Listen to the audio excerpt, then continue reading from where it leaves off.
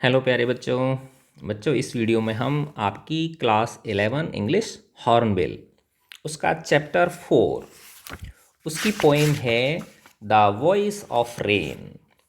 बरसात का गीत, बरसात का संगीत, बरसात की आवाज़। इसका एक्सप्लेनेशन देखेंगे हम और फिर इसके क्वेश्चन आंसर्स करेंगे। बहुत ही प्यारी सी, बहुत ही सुंदर सी पोएम है। इसमें जो बरसात है वो कवि को, इस पोइट को कुछ कहना चाहती है, वही इसमें बताया गया है। मैं शुरू करता हूँ। And who are the art thou. अब देखो ये पुरानी इंग्लिश है। आर्ट का मतलब क्या होता है? आर। और दाओ THOU इसका मतलब है यू। तो हु आर यू, और तुम कौन हो? Said I to the soft falling shower. तो जो वो बहुत प्यारी सी जो धीरे धीरे बूंदें गिर रही थी, उस रिमझिम बरसात से, उस शॉवर से मैंने पूछा कि भाई तुम आखिर कौन हो। विच स्ट्रेंज टू टेल। अब ये बताने में बड़ा विचित्र है। उसने गेव मी एन आंसर, मुझे एक उत्तर दिया। एज हेयर ट्रांसलेटेड, जिसे यहाँ ट्रांसलेट किया गया है, जिसे यहाँ अनुवाद किया गया है, अनुवादित किया गया है। क्या कहती है वो रेन, जब पोइट ने उससे पूछा कि भाई तुम कौन हो, तो वो कहती है I am the poem of earth. मैं धरती की कविता हूँ, मैं धरती का संगीत हूँ। Sad the voice of the rain. Eternal, अनादिकाल से, चिरकाल से, अनंत काल से। आई राइज, मैं उठती हूँ, उठती रही हूँ। इम्पैल्पेबल, अनटच्ड, मुझे आप छू नहीं सकते हो, मुझे आप हाथ नहीं लगा सकते हो, मुझे आप पकड़ नहीं सकते हो। अनंत काल से, अनादिकाल से मैं उठती हूँ। Untouched, out of the land and the bottomless sea. कहाँ कहाँ से उठती हूँ मैं? जो धरती के ऊपर जल के स्रोत हैं, जैसे तालाब हुआ, कोई झरना हुआ, कोई नदी हुई, जो भी पानी के स्रोत हैं वहाँ से। और कहाँ से? बॉटमलेस सी। अब सी को बॉटमलेस क्यों कहा गया है? बॉटमलेस का मतलब जिसका कोई बॉटम ही ना हो, जिसका कोई आधार ही ना हो, जिसका कोई तला ही नहीं हो, क्योंकि ये बहुत गहरा होता है। ठीक है। तो मैं आदिकाल से, अनंत काल से धरती के ऊपर विभिन्न जल स्रोतों से और इस अथाह महासागर से ऊपर उठती आई हूँ। कहाँ जाती हूँ मैं? अपवार्ड टू हेवन, मैं उस स्वर्ग की ओर जाती हूँ ऊपर। वेंस, फ्रॉम वेयर, जहाँ से। वेगली फॉर्म्ड, वेगली का मतलब होता है जिसका कोई निश्चित आकृति न हो। वहाँ से मैं एक ऐसी आकृति धारण कर लेती हूँ जिसकी कोई निश्चित फिगर नहीं है। जैसे आपने देखा होगा, क्लाउड्स को देखा होगा आपने, जो बादल होते हैं वो तरह तरह के आकृति रूप धर लेते हैं। All together, completely changed. All together का मतलब क्या होता है? पूरी तरह से, कंप्लीटली, मैं पूरी तरह बदल जाती हूँ। एंड येट द सेम, लेकिन फिर भी मैं सेम रहती हूँ। बदल कैसे गई? जब वो नीचे से उठ रही थी ऊपर वाष्प के रूप में, वाटर वेपर के रूप में, तो आपको दिखाई नहीं दे रही थी ना। लेकिन जैसे ही वो कहाँ पहुँची? आसमान में पहुँची, तो वहाँ किसका रूप धारण कर लिया? बादलों का रूप धारण कर लिया, और बादल हमको देखने लग जाते हैं।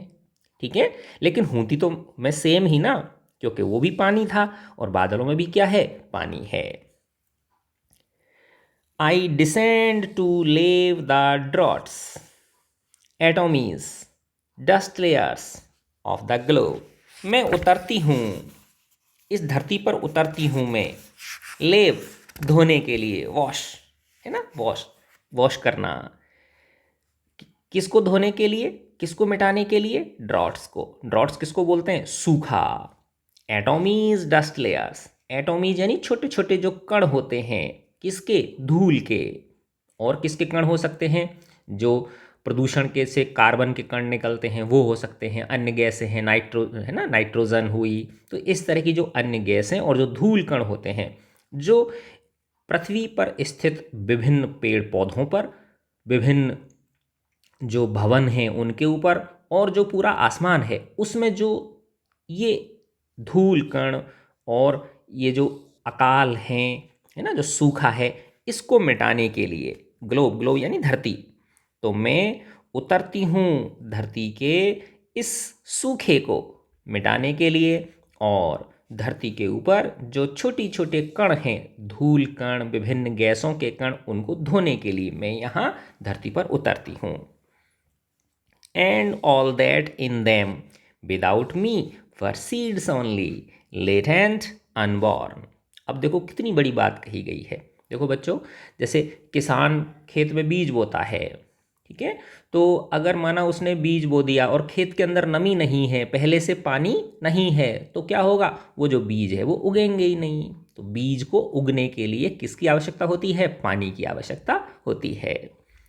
तो and all that in them, इस पूरी पृथ्वी पर, विदाउट मी, मेरे बिना, वर सीड्स ओनली, बीज ही बीज रह जाएंगे, वो पौधे में परिवर्तित नहीं होंगे, छिपे हुए, अनबॉर्न।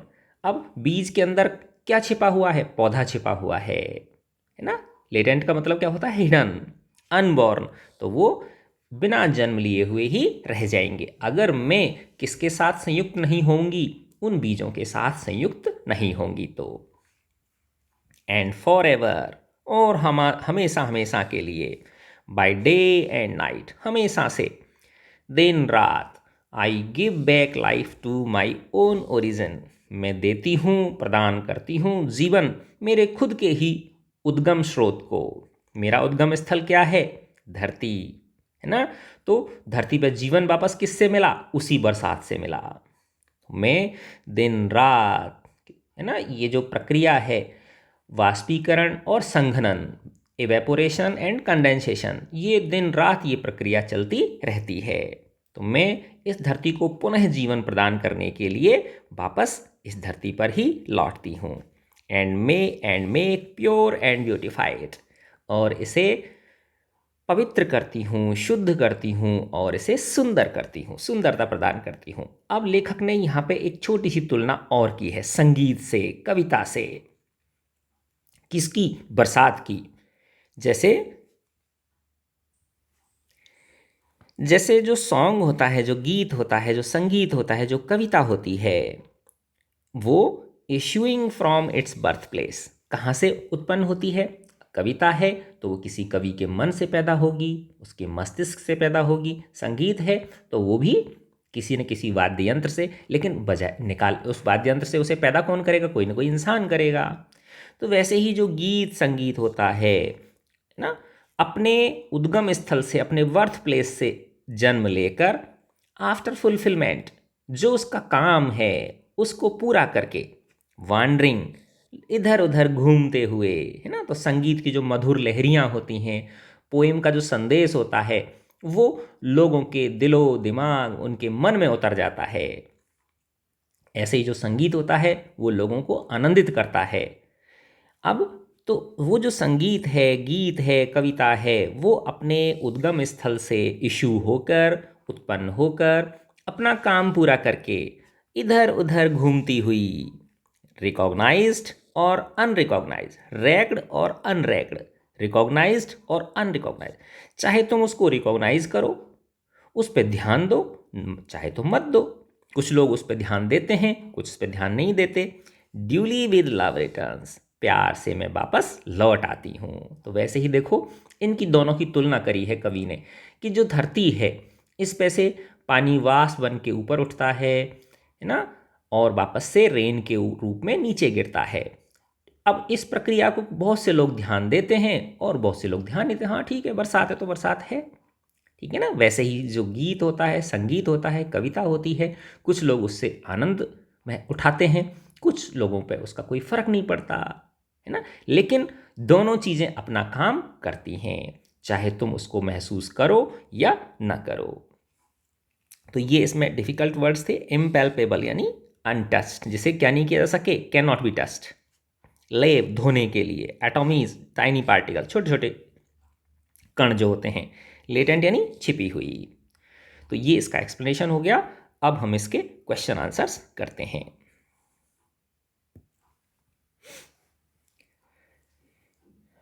फर्स्ट क्वेश्चन है इसका मैं जो है ना, इस वीडियो के नीचे डिस्क्रिप्शन बॉक्स में इसका लिंक भी दे दूंगा, इस गूगल ड्राइव की जो पेज है ना इसका, तो उसमें से आप इनको देख भी सकते हो, मैं अभी आपको एक्सप्लेन कर देता हूँ, ठीक है, उतार लेना फिर आप। क्वेश्चन नंबर 1 है, there are two voices in the poem. इस पोएम में दो आवाज़ हैं। Who do they belong to, किन किन की हैं वो। विच लाइन्स इंडिकेट दिस, कौन कौन सी लाइनें इन्हें बताती हैं। तो दो लोगों की आवाज़ है, एक तो पोइट की और एक किसकी है, रेन की, और ये 1 से 3 नंबर लाइन में बताई गई हैं। सेकंड क्वेश्चन है, what does the phrase strange to tell mean. ये जो इसमें कहा गया है स्ट्रेंज टू टेल, बताने में बड़ी विचित्र लगती है ये। क्यों लगती है, क्योंकि कवि कह रहे हैं कि ये रेन की आवाज़ है ना, इसको हर कोई इंटरप्रेट नहीं कर सकता, हर कोई इसे अंडरस्टैंड नहीं कर सकता। The phrase refers to a strange thing, the rain gives an answer. क्या स्ट्रेंज है इसमें कि रेन आवाज़ दे आंसर दे रही है पोइट के प्रश्न का, और ये बड़ा आश्चर्यचकित कर देने वाला है। Report the answer as not everybody can understand the rain's voice, क्योंकि हर कोई रेन की आवाज़ को समझ नहीं सकता है। नेक्स्ट क्वेश्चन है, there is a parallel drawn between rain and music. Rain में और म्यूजिक में एक पैरेलल स्थापित किया गया है, ठीक है ना, पहले रेन है और फिर उसके लास्ट में क्या बताया गया, म्यूजिक के बारे में। Which words indicate this, explain the similarity between the two, इन दोनों में समानता भी बताओ। The following words phrases indicate the parallel, ये शब्द बताते हैं। पहला है पोएम ऑफ अर्थ, ठीक है, eternal I rise impalpable out of land and bottomless sea. तो पोएम ऑफ अर्थ, इसको क्या कहा गया है, धरती का संगीत कहा गया है, धरती की कविता कहा गया है, ठीक है। और अनादिकाल से मैं बिना छुए, मुझे कोई टच नहीं कर सकता, उठती आई हूँ इस धरती से, और बॉटमलेस सी से। For song duly with love returns, ठीक है ना। तो ये बरसात में और जो कविता है उनके अंदर समानता स्थापित की गई है। Both originate from a source, दोनों ही, बरसात भी और कविता भी एक ही स्रोत से उठती हैं, एक स्रोत से उठती हैं, ऊपर उठती हैं। राइज रीच फुलफिलमेंट, अपना जो गंतव्य है उस तक पहुंचती हैं। वांडर अबाउट, वेदर केयर्ड और नॉट, कोई इन पर ध्यान दो तो ठीक, नहीं दो तो ठीक। And finally return to source of origin with love, प्यार से वो उसी स्थान पे लौट आती हैं। नेक्स्ट क्वेश्चन है question number 4, how is the cyclic movement of rain brought out in the poem.